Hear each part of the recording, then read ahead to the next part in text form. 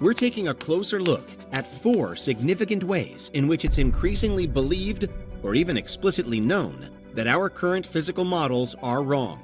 These could be fresh and recent realizations, or long-standing overarching problems that science has wrestled with for years.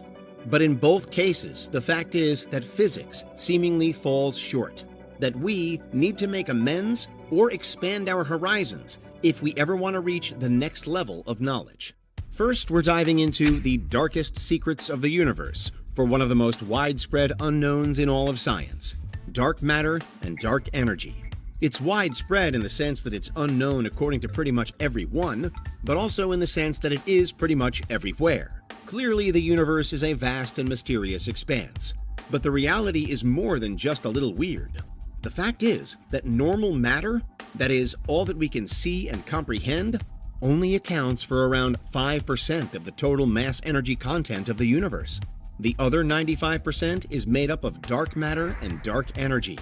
From the beginning, then, our physics is severely lacking, if not yet wrong, purely based on those numbers. Scientists have proposed the existence of dark matter and energy to explain the gravitational effects that can be observed acting upon galaxies and the accelerated expansion of the universe. But really, all this ever amounts to is a repeated refrain of, "We just don't know what's happening." Imagine a cosmic detective story where researchers are hot on the trail of an invisible culprit. That culprit is dark matter and energy. Various experiments have been busily searching for smoking gun signs of our target in action, such as CERN's Large Hadron Collider particle accelerator. But after decades now of twisting and tweaking, the mystery persists, to the point where some physicists are now entertaining the idea that our understanding of gravity might be more generally incomplete. Modified Newtonian dynamics, or MOND, is one such theory, suggesting that we need to extend or modify general relativity to explain the universe without the need for dark matter and energy. The jury's out, but the science is currently creaking and could be about to collapse. Next, and the contemporary confusion certainly continues when we switch focus to quantum physics instead. Navigating the subatomic landscape on a journey toward quantum gravity is something that's demanded more and more research in recent years. However, are we any closer to uncovering the truth? Or have we simply moved nearer to confirming that our current scientific models just don't cut the mustard?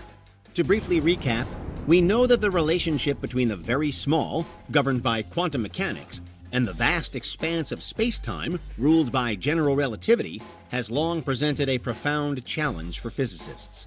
The macro and micro laws just don't match up, which is why there's an ongoing search for a model that can unify our understanding of the universe, otherwise known as a theory of everything. If someone were to crack the science behind quantum gravity, then they'd go down in history as the one to unlock the cosmos once and for all. It's a shame then that we're arguably still no closer to finding that key than we were 10, 20, or even 50 years ago.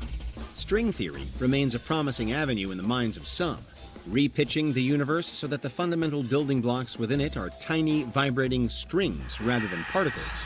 But ultimately, even if string theory does work in theory, it's nowhere near proven. Recent experiments, especially those exploring the quantum properties of black holes, have provided fresh and tantalizing glimpses into the interface between quantum mechanics and gravity.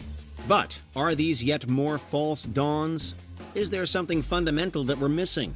Is the inability to decipher a theory of everything further proof that physics is just wrong? Because, finally, even some of the seemingly immovable cornerstones of physics are now also being increasingly called into question. Most notably, the speed of light. Everyone knows that nothing moves faster than the speed of light in a vacuum. It's Physics 101, first page of the textbook. And yet, is it true? To some degree, possibly not. First, we know that universal expansion actually does take place at faster than the speed of light. Although, and as we found in a previous video, this is actually explainable without it being necessary to destroy all of our scientific know-how to make it work. So we'll just leave that one be for now.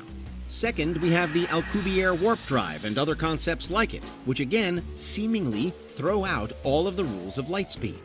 In short, the Alcubierre drive is a hypothetical piece of future technology that would generate a warp bubble around it, inside of which the physical laws of light speed would never be broken.